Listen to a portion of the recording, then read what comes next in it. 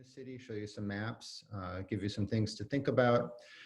We'll talk a little bit about things that are going on, what's going on with education. That's always a central element in French life. Transportation, ways in which Paris is becoming a greener city. And also because you can't really talk about anything now without talking about COVID-19. We'll talk a little bit more about that.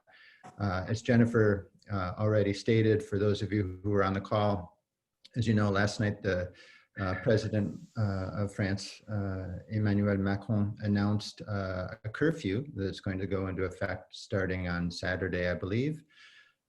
For 4 to 6 or weeks, maybe longer.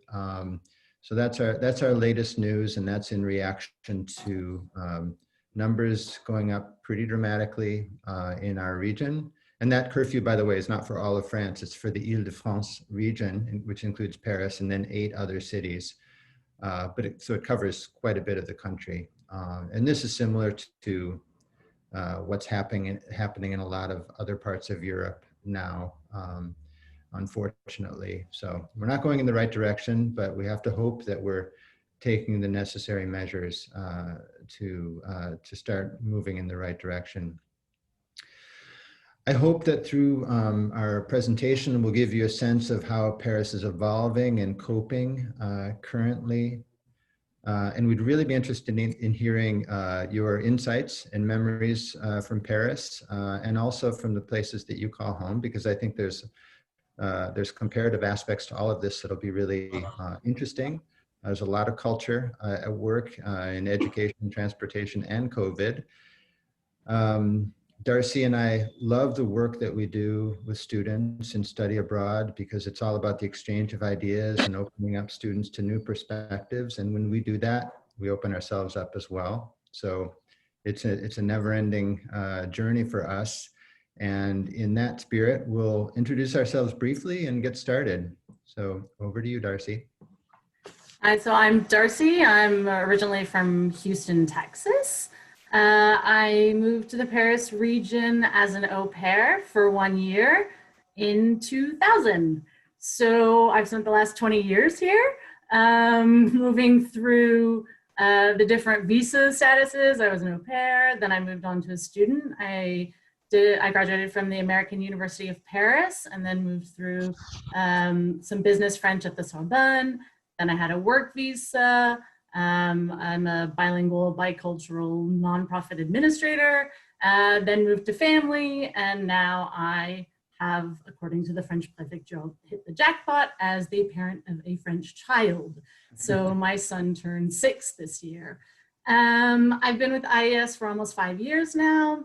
I'm the office manager. I used to run the internship program, but I do a lot of work with the students, especially during orientation, on identity, cultural adaptation, and diversity.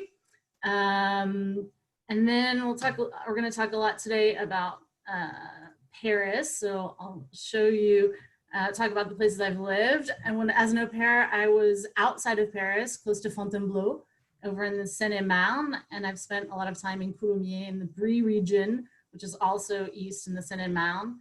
During my university, I was in the 7th and 8th over here, but outside of classes, spent most time in the Latin Quarter in the 5th and 6th.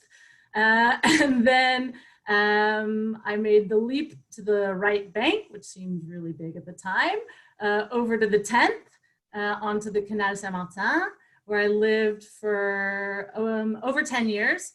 And then this past year, I've moved up here into Pantin. So I've spent pretty much my entire adult life here. And I have been known to say quite often that I am not French, but I am Parisian. Thanks, Darcy. And I've picked up that line from Darcy. I haven't lived in Paris quite as long as she has, but we both lived here long enough to see the city evolve and change quite a bit. I grew up in Madison, Wisconsin, and had a monolingual upbringing But once I reached college age, I became very passionate about French and therefore pursued my degrees in French literature, culminating in a PhD at the UW-Madison. I've been back and forth a little bit between Europe and the US. And before taking this position with IES, I was a tenured faculty member in French at Beloit College, which is in southern Wisconsin. And then I was lucky enough to become center director at Paris French Studies in 2014.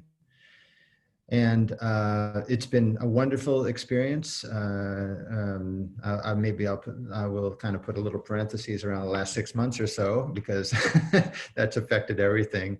But it's been a great experience, and I love living in Paris because it's full of discoveries and it's always evolving. I've lived in the 5th, the 17th, and the 9th. I'm currently a resident of the 9th arrondissement, which is kind of the center, middle of the right bank, just below Montmartre. And Darcy, do you want to go ahead and share your screen now? I think it's not. You guys can't see my screen?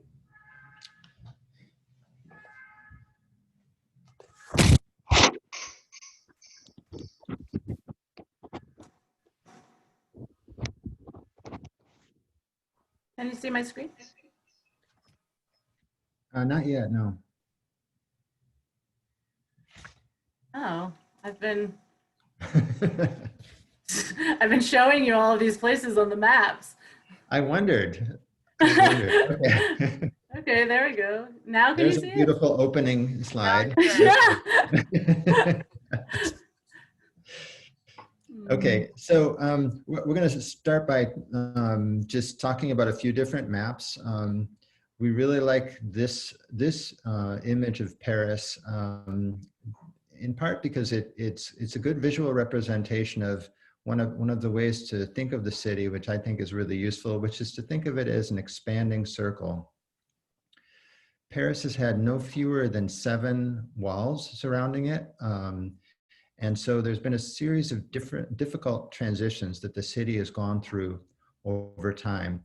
This map kind of picks up the action in 1860 with the formation of the 20 arrondissements of Paris. Not quite as we know them now, but nearly under Napoleon III.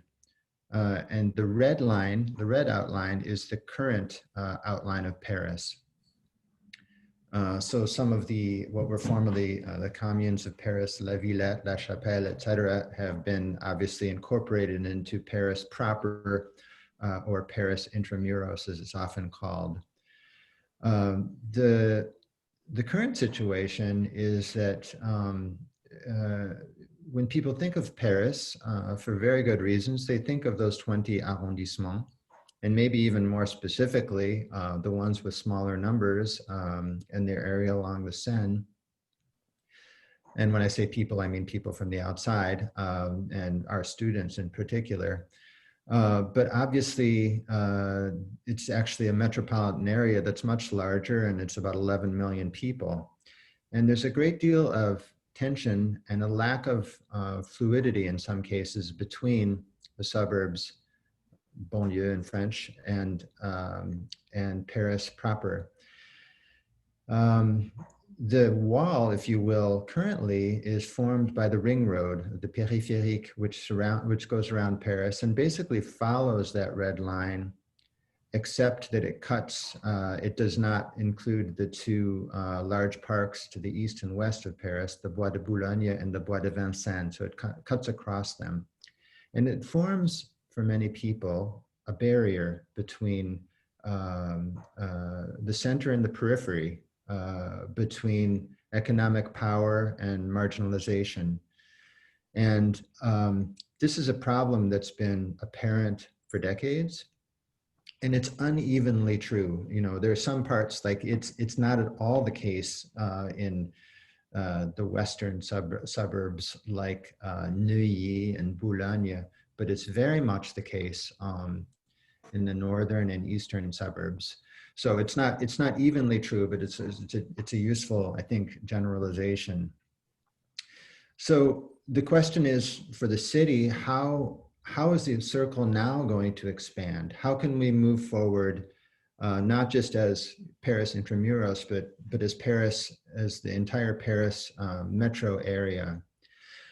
The project that's been sort of talked about, theorized, and undertaken is called Le Grand Paris, Greater Paris, trying to not only allow people from the suburbs to come into Paris more easily and vice versa, but also to travel between different suburbs more easily. Darcy, I think we can go on to the next slide, please. I'll come back to that idea of the Grand Paris in just a minute, but I want to just talk for a minute about this map, which gives you some idea also about how Parisians in particular see their city, and this is Paris Intramuros, as a series of villages. There's an old expression in French that Paris is la ville au 100 villages, the city of 100 villages. And in many cases, that's true because people who live in Paris tend to live in their neighborhood and identify very strongly with it, to the extent that generally when you meet Parisians and ask them where they live and ask them how they like their neighborhood, they will generally say, oh, I love it. I wouldn't live anywhere else. And that, it doesn't matter what part of the city they're in, they just love it. And I know I'm perhaps not quite as much a Parisian from that perspective because I feel fairly adaptable, but in each of the 3 parts of Paris I've lived in, I've identified very strongly with them when I've lived there. So that continues. All of which to say that for a Parisian,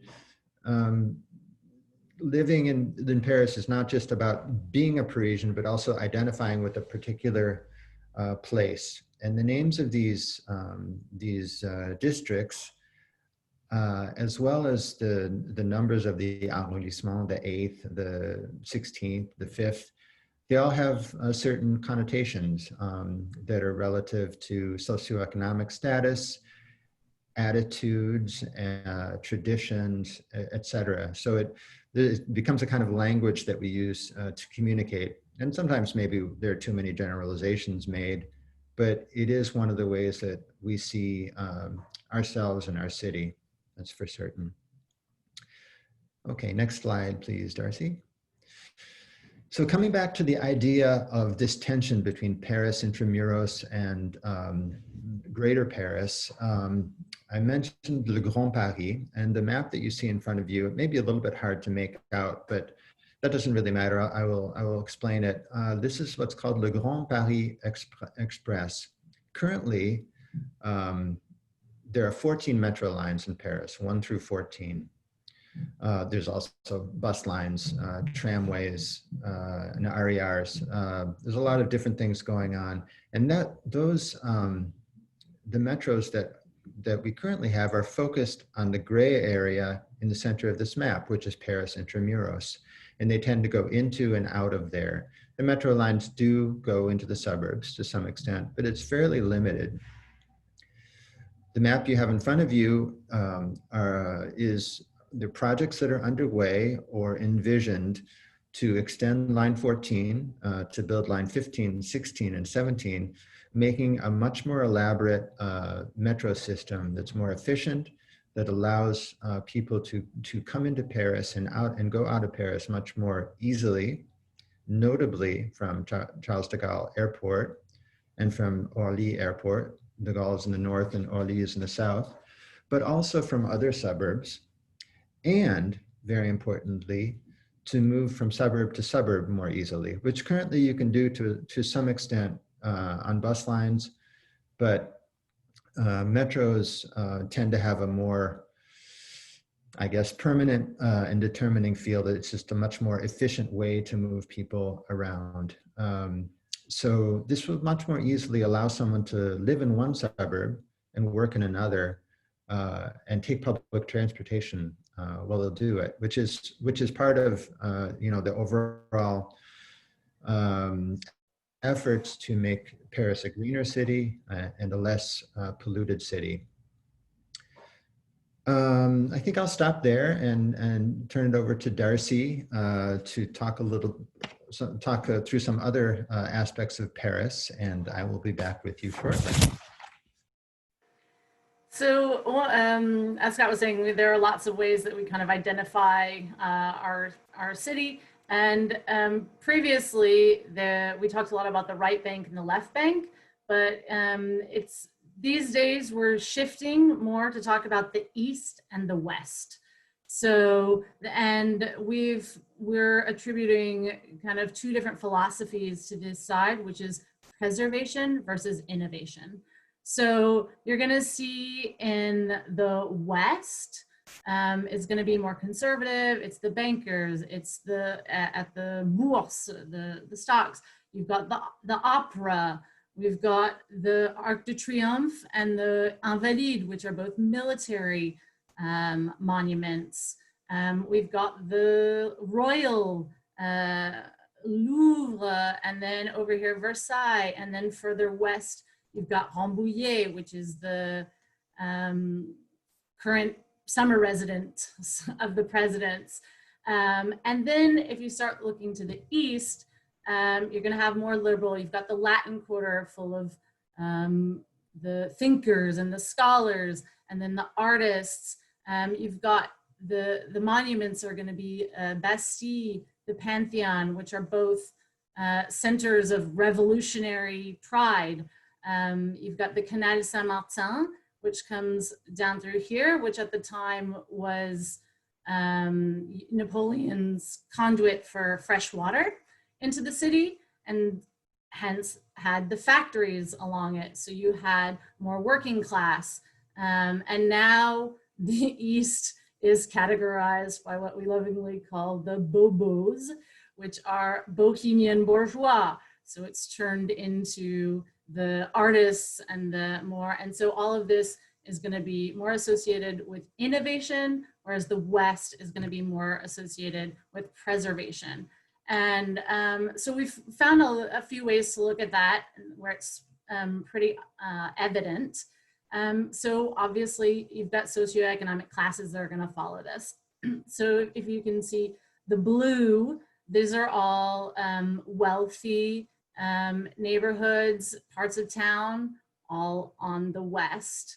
The yellow here are executives who don't own their apartments, but they're renting. So they've got better salaries, more space, all that stuff. And then if you go into the green, here is where you start getting social mix. So there can be some affluence, but also some lower socioeconomic classes. What I find probably the most interesting on this is if you look at the orange, that's the middle classes, you can see that it's all moving out.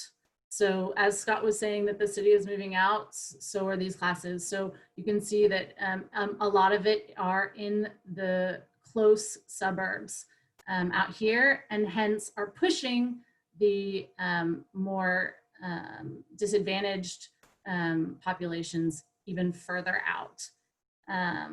So you can see really this expansion going on in the city. And once again, right here through the middle, this east-west. So we looked at this a few other ways. If you do a quick Airbnb search for one person or possibly a couple, you can see that there's a lot more options over here on the east. This is the Canal Saint-Martin, which is going to be the lively, hip neighborhoods, not very much in the west over here. However, if you change that search to 2 adults and 2 children, it's much more sparse over here, and then you start getting more options on the west and outside of the city. Another way we looked at it was co-working spaces. So in Paris, space is a commodity, and a very expensive one at that. So you have a lot of startups, nonprofits, who have moved into using co-working spaces, and they come out of these incubators. And here, if we divide the city right here in the middle, almost all of them are on the east. So that's going to go towards that innovation. Whereas on the west, not as many, they're more preserving. You're also going to find more vegan restaurants in these areas, and things that are moving towards kind of a newer, more innovative way of life. As you can imagine, follows the political class parties. And so here it's kind of a stark image, and you see here on the west, you've got the right center kind of equivalent of the Republican Party. And then here on the east, you've got the Socialist Party. And then we've got in Paris, some of the Green Party that's starting to win through some of the regions. And this really shows like the left, which is, you know, demonizing the financial successes, which are almost all on the west. And then because they think it's coming from undue privilege, and the right is showing, you know, it claims that the republic is imploding under the weight of the unmotivated workforce. But here again, right down the middle, east and west. So the next thing that I want to talk about is transportation, which kind of dictates a lot of our life here. I'm sure that some of you remember dearly or not so dearly. So here again, this is the RER, but there are also regional trains as well. This is the whole region of Île-de-France. So Paris is just right here, these first two zones. There used to be 5 zones. But as you can see, as Scott was saying, it's in and out of the city. So it's really a centralized Parisian model. In 2015, they dezoned all of our transportation. So these 5 zones no longer exist. We have one transportation pass that's valid for the entire region. And as we were saying, how to get from here to here, well, you used to have to go all the way into the city and then take a metro down out. One of the things that's made a big difference in this is the tram. So we've started, and the tram goes all the way from over here to Versailles up to Vincennes, and then from Vincennes all the way to Anières. So a good 3/4 of the city is now encircled by a tram, which is making it much easier for people to move from suburb to suburb, or from the edge of Paris around into another metro line. And the transportation here has a huge effect on the value of neighborhoods, where people live, what the prices are. Is she right there? I'll come out. And so, so transportation has a huge influence on how we live. So one of the things that we were delighted to see was that our mayor, Anne Hidalgo, was chosen as Time Magazine's 100 most influential people of 2020 for her environmental efforts. Scott was talking about it becoming a greener place. So she was our first female mayor in Paris. She was elected in 2014, and she was just re-elected this year. So one of her big pushes is against pollution, is trying to get pollution out of the city. And one of the ways that she's really concentrating on doing that is getting the cars out. So in 2015, they started restarted this day with no cars, but it was really only in the center of Paris, and most of the city didn't really feel any different. And then it's progressively moved out. And so as of 2017, it's now the whole city. So we have one Sunday where the whole city has no cars and people really get out on their bikes, on their scooters, walking, and are starting to really enjoy that. She's also started, so there's anti-pollution metro tickets now on days where the pollution spikes up into the red zone. And that's for the whole region, and it's unlimited. You know, €3.80 for the whole day throughout the whole region, to get people, especially from the suburbs, to not take their cars and to get onto the trains and the public transport to get in and out of the city. Hidalgo's taken this a bit further now. She's with Paris Respire. And so there are certain neighborhoods in Paris that are with no cars, either every Sunday, like on the Canal Saint-Martin, now every Sunday there are no cars, or in other places, in the central Paris, it's once a month, there are no cars. So she's really trying to transform the city and get the vehicles and the pollution down. She's just recently announced more measures that she's hoping to put in place, like there will be no diesel cars admitted within the city by 2024, and that they're eliminating half the parking spots, mostly to make larger sidewalks. So she's doing a lot in the city to try and construction to reroute the thoroughways and get bus lanes over cars. There was we tried to do some electric car rideshare. It didn't work as well as planned, but recently they've converted a lot of these charging spots, and now individuals or professionals, taxi drivers using electric cars can use these stations to recharge their cars. So it's moving forward. The biggest, I would say, leap that we've all seen in Paris is bicycles. Paris was absolutely not a bicycle-friendly city in the past, and that has rapidly changed. So the rideshare bicycles, the Vélib, they claim that there are 200,000 daily rentals. 30% of their fleet is now electric, and they're saying that 60% of the rides are using electric bikes, so their fleet will probably move to more electric bikes.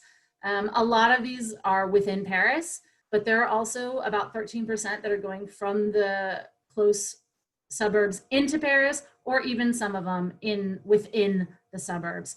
You can see here in this photo, there's a couple of, they've installed 4 different counters, and you can see that this first number here is in the year, and this is in the day. So I take, this is one of the main paths on Sébastopol, and on rush hour, there are more bicycles on this path than there are cars.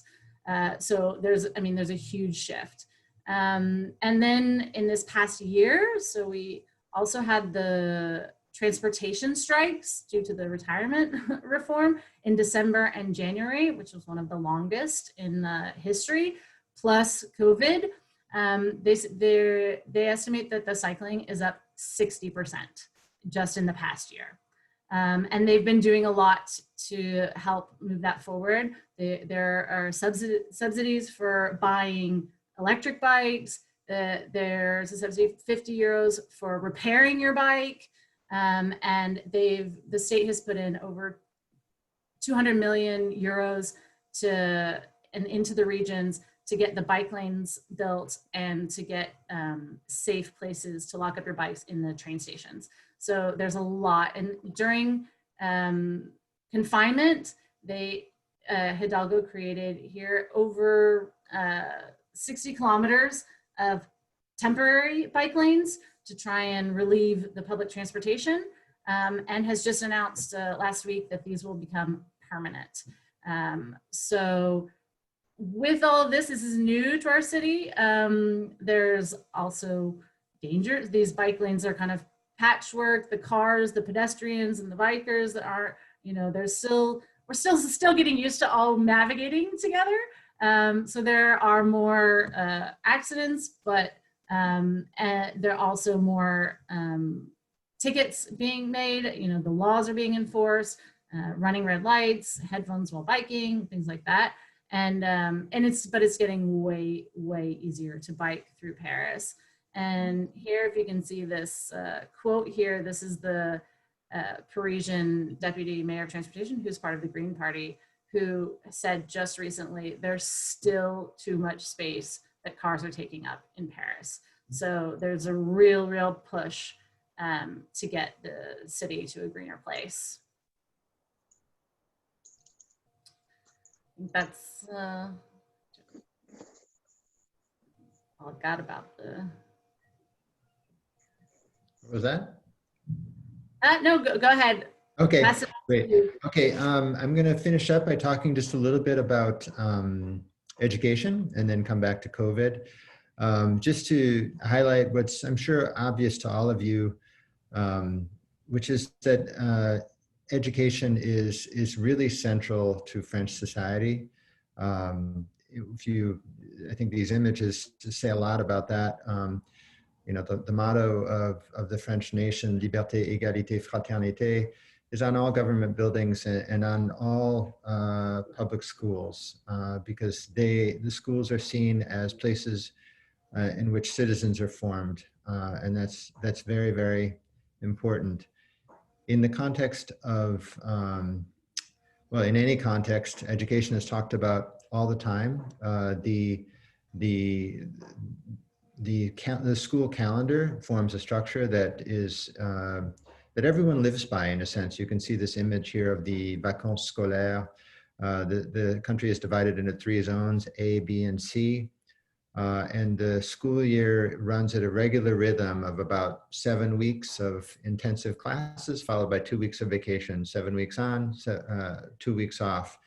And so it's something that everyone is very aware of. The 2 probably most important events are the beginning, which is called the rentrée, which is when that's happening, it's everywhere. It's the rentrée, there are sales and everybody's excited about the rentrée. And then, of course, at the end of the year, the national exam for high schoolers who are finishing up the bac. The system is often being reformed, and whoever is the Minister of Education is a highly public figure because people see it as so important. His name is Jean-Michel Blanquer. He's the current minister, and the reform that's currently going on is to the baccalaureate, essentially making the bac exam, reforming it so that it's more open in the sense that there's more, it's less focused on single exams at the end of the year and more focused on students' progress throughout. Also making it so that the choices, there are more good choices. In the past, there was kind of one bac that was the top bac for all the smartest kids or the most high-performing kids. And now the idea is that there are different routes towards success for different students. My son is in the equivalent of 11th grade, so he's taking part of the bac this year and thinking about it a lot. And so I'm kind of living this reform as it happens.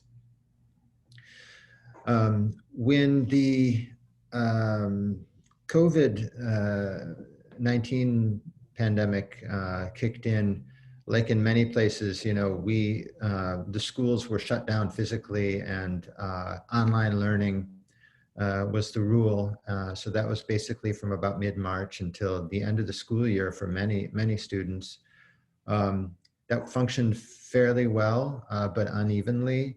And where it didn't work very well was for students from more disadvantaged families or neighborhoods, maybe the parents don't necessarily speak French or understand the system as well as they might, or maybe the kids don't have a computer, easy access to a computer. So the French were very concerned about people becoming disenfranchised and separated too much from the system, which I think is a really, really strong concern. Goes back to that idea of creating citizens and cohesion in society through the school system. So as a result, they made an effort to bring back more vulnerable populations into the school in May when we came out of our hard lockdown.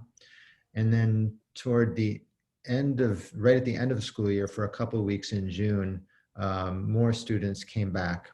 And that seemed almost symbolic, but I think it was really intended to try to keep kids more connected to school. For some kids, it was not such a big deal. It was an inconvenience. They had to adjust to doing things online, but they learned as they would have otherwise. But for other children, it was much more difficult. One of the big differences now between, I think, the way France is approaching COVID and education and the way it's being done in different parts of the United States is that the French have been very insistent on having in-person classes. And that's been one of their real priorities this fall. So as of the rentrée this fall, classes have been taking place more or less as normal. For elementary school kids, it's pretty much as normal, right, Darcy? And there are no masks, right? Except for the teachers and administrators. My children, one is in middle school and the other one's in high school. And for middle schoolers and high schoolers, pretty much as normal, except they have to be masked all day, and they make whatever effort they can to do social distancing within the school, but they can't do that much because space is at a premium. There isn't that much that they can really do. So they haven't let everyone into the canteen and or the cafeteria, and they have a more ordered system to try to have fewer people into in the cafeteria at one time. But besides that, it's kind of like normal. And this is the way the French have kind of this is what they've decided is their priority. And so far, so good. A number of schools have had to close temporarily because of COVID outbreaks. A number of classes have had to close as well. But by and large, I think it's going forward as they hoped it would. So when we talk about what's just been announced, which is the curfew that's going to go into place on Saturday, that's seen as a more reasonable measure than doing anything with the schools, because for the French, it's very important that the kids be in school. And I know that that's not necessarily the case in many places in the United States, where in a sense the opposite viewpoint prevails. So I think time will tell what the right decision is, but that's part of your update in a sense from Paris. So I think with that, we can end the presentation part, and we would, like I said in the beginning, we would love to hear from you about any comments about what we've said or memories from Paris, or comparisons from what you're seeing in the United States relative to any of the subjects we've covered. Hey, thank you so much. Thank you so much, Scott. Excuse me, Scott and Darcy. Really appreciate a wonderful presentation for us all this morning. So interesting. I'm just going to say again that we'd really like you to put your questions in the chat. So there's a button at the bottom of your screen, chat, and then write it in. And I'm going to turn this over to my colleague, Dawn DeBoard, now, who will field the questions for Scott and Darcy. So first question up, were there any, do you have any great media sources, websites or bloggers that are in French or in English that we could look to find out what local news is going on in Paris right now and just sort of the day-to-day? Yeah, the sources that I go to regularly are, well, France Info is a great source for sort of up-to-date, rather short updates on news in not just in France, but in the world. So France Info, they've got a really good website. France 24, France 24 does something similar. And I believe that they do a regular news show in English as well. Darcy, anything you'd like to add? Yeah, in English, I know that RFI does a lot of stuff in English as well.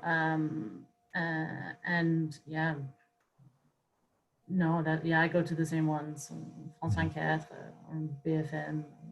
Yeah. There's also The Local, which does some writing in English based on location. Do you guys have any maybe specific like the boroughs or neighborhoods that you would recommend for alums to check out next time they are in Paris? Well, I'm always going to recommend the East Side.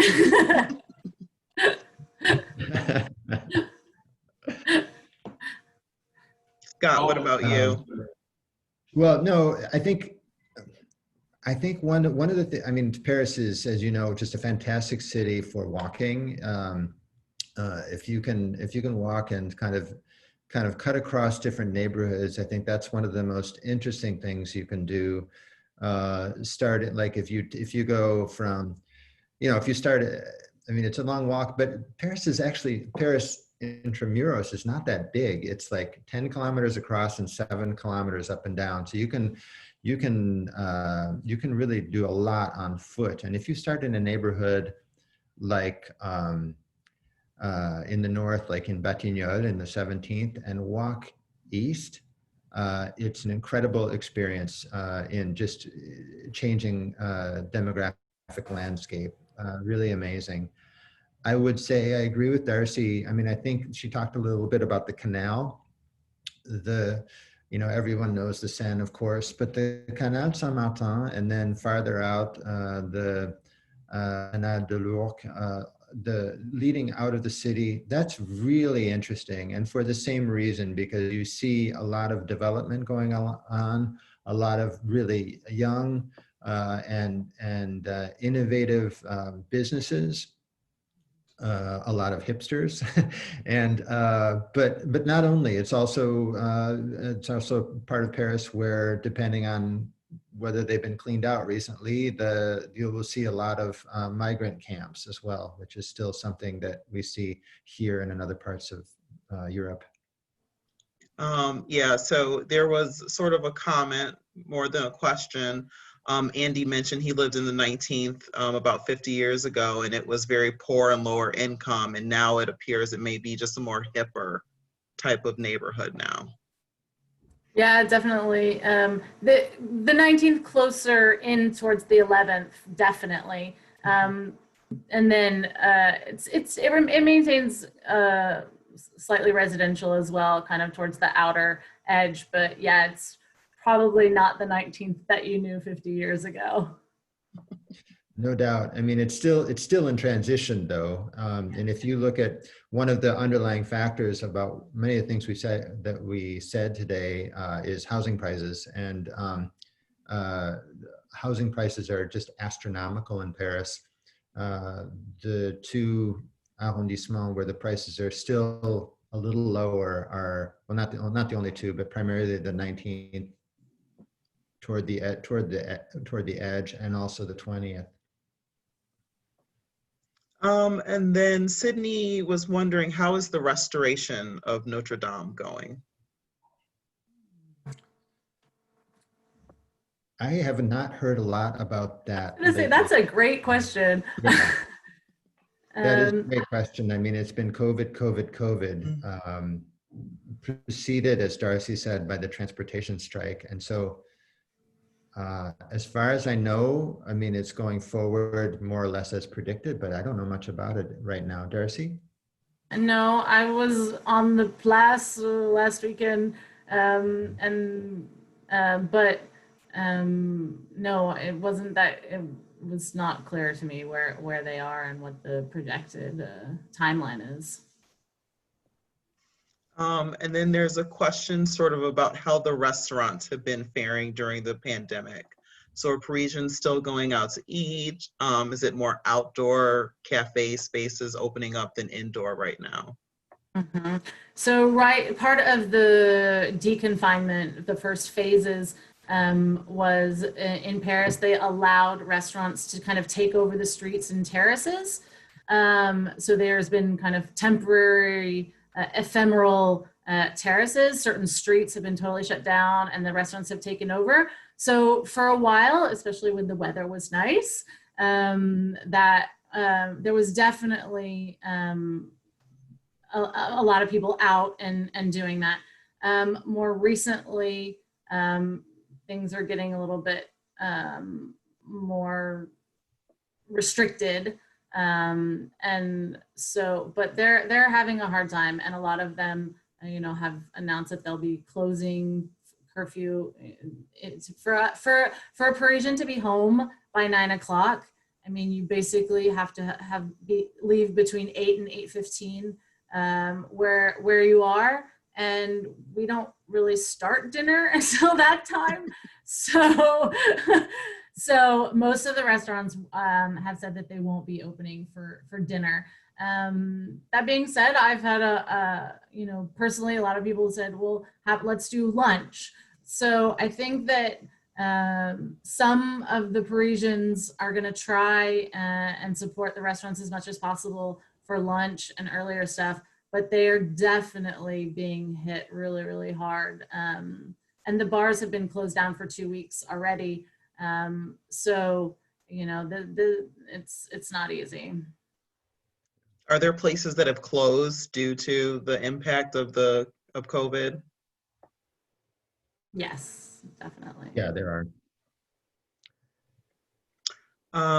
Another one, someone asked, when will we be able to visit Paris again? Yeah, that's Well, we'll get out a our loaded question. here. Yeah. It's hard to know. I mean, I think that, we think about this in terms of when our students will be able to return. One of the sad effects of this is that our spring students left in the middle of the semester, and we haven't had any students on site since. It looks like we probably won't until next summer, at least. So, I would hope in the second half of 2021, but I don't have a crystal ball. And then one alum was wondering, do you have any advice or resources about anyone looking navigate the immigration process? So I know, Darcy, you spoke about your experience, but they may have missed it if they came in late. Yes. So anything that you just know, I guess, more anecdotally about the immigration process in France? Oh yes, I've proudly walked in and out on the first time after 15 years of doing immigration dossiers. So yeah, it really depends on the status that you're looking for, but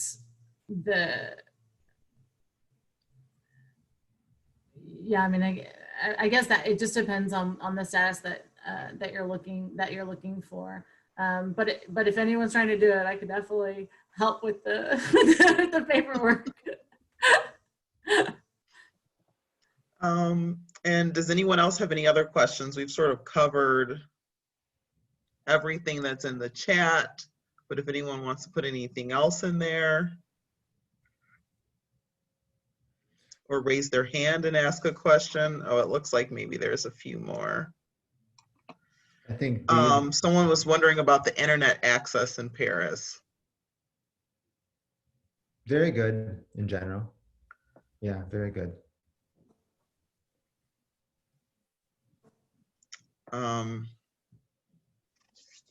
So is the news, there's nothing much in the news in Paris about Notre Dame and the status of the repairs? You say it's all COVID, but they're not even reporting on Notre Dame much? Well, I imagine they are, to be honest. It's been, probably in part because our professional life has been wrapped up in COVID so much, as well as in the transportation strikes before that. It's not something I've followed that closely. Originally, the idea is they were looking at a timeline that was about 5 years. From the looks of it, I think the work is progressing, and I have not heard that timeline's changed, but I haven't read a story about it in the last few months. So I'm sorry, I can't tell you more. So I've included a link in the chat that is a good website for reading about the updates for the repairs of Notre Dame. Thanks, Jody. Yes. Yes, and Donna asked, we will be sharing the maps and the PowerPoint with everyone afterwards. So you'll be able to go back and listen and hear what Scott and Darcy had to say and view the maps as well too.